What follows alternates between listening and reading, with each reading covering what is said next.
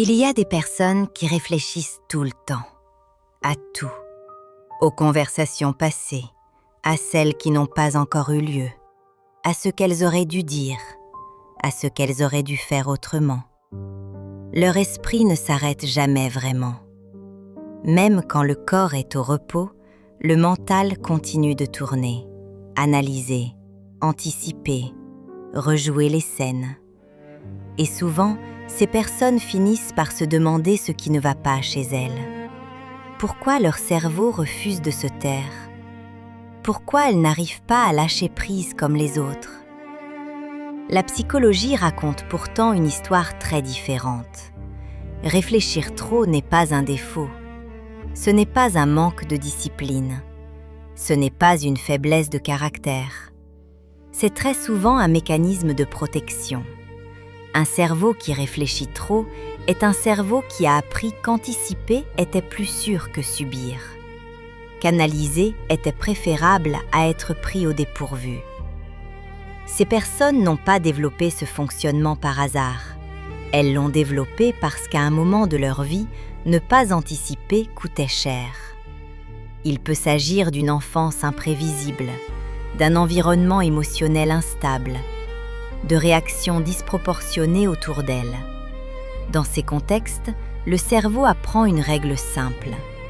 Si je pense à tout à l'avance, je réduis les risques. Si je comprends avant, je souffrirai moins après.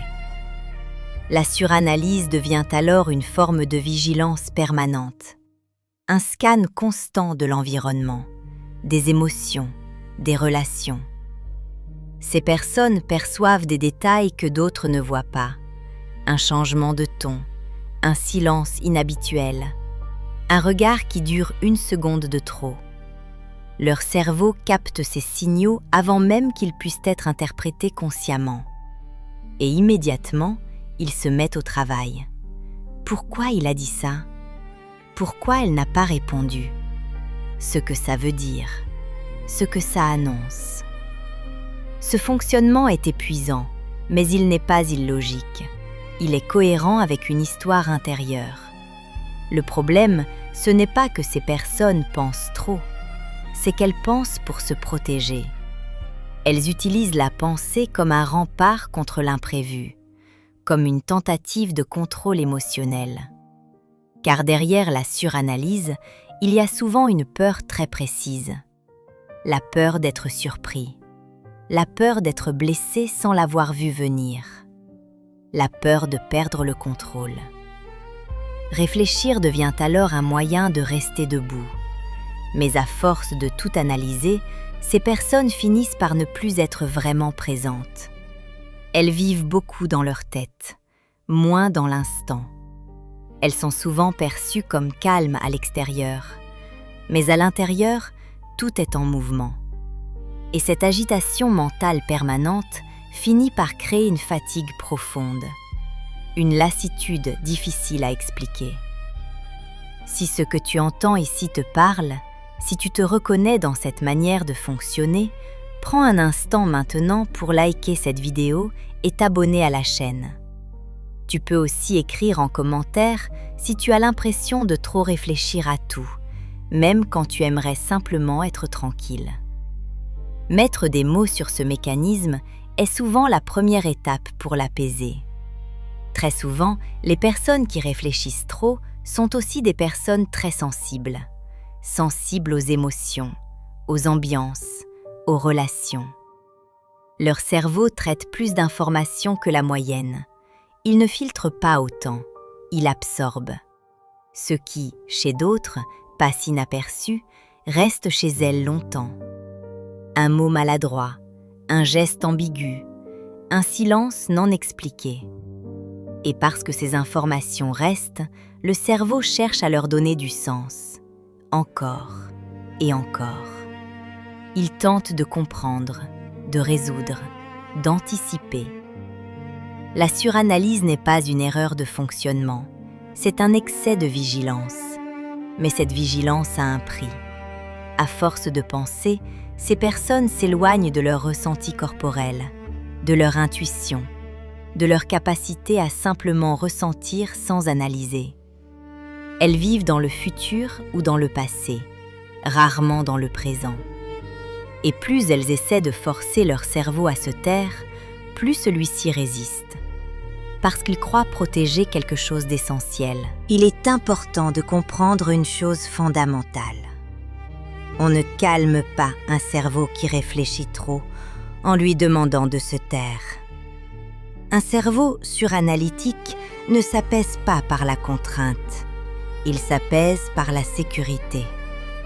Tant que le système nerveux perçoit un danger potentiel, même abstrait, la pensée continue. Elle reste active, en alerte. C'est pour cela que dire à quelqu'un « arrête de penser » est inutile, voire violent intérieurement. Car penser est devenu un réflexe de survie. Beaucoup de personnes qui réfléchissent trop ont appris très tôt qu'elles devaient se débrouiller seules, comprendre seules, anticiper seules.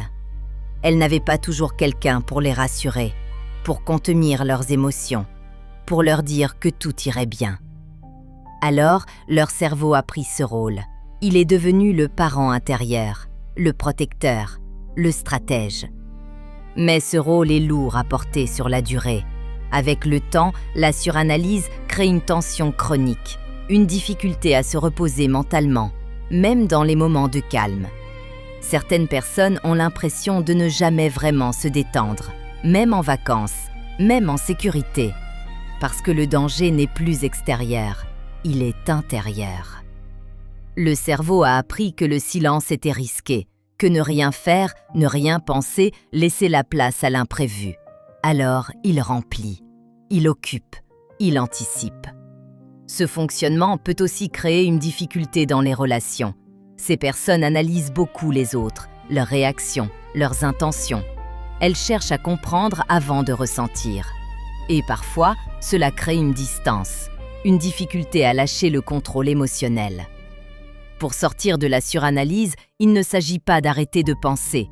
Il s'agit de comprendre pourquoi la pensée est devenue indispensable. Souvent, cela passe par une reconnexion progressive au corps, aux sensations, à l'instant présent.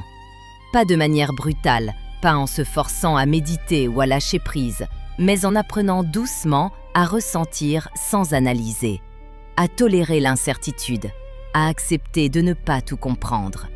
Car la vie ne peut pas être entièrement anticipée, et le cerveau qui réfléchit trop le sait très bien. C'est justement pour cela qu'il s'épuise. Apaiser ce fonctionnement, c'est apprendre à créer de la sécurité autrement que par la pensée, par la relation, par l'ancrage, par la présence. Cela demande du temps, de la patience et beaucoup de bienveillance envers soi-même. Les personnes qui réfléchissent trop sont souvent intelligentes, lucides, profondes.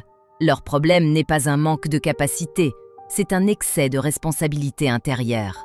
Elles ont porté trop longtemps le poids de tout comprendre.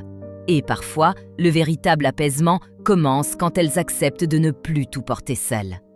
Réfléchir moins n'est pas une injonction, c'est une conséquence, la conséquence d'un système nerveux qui se sent enfin en sécurité. Si cette vidéo t'a aidé à comprendre ton fonctionnement, prends le temps de laisser infuser. Ton cerveau n'est pas ton ennemi, il essaie simplement de te protéger avec les outils qu'il a appris.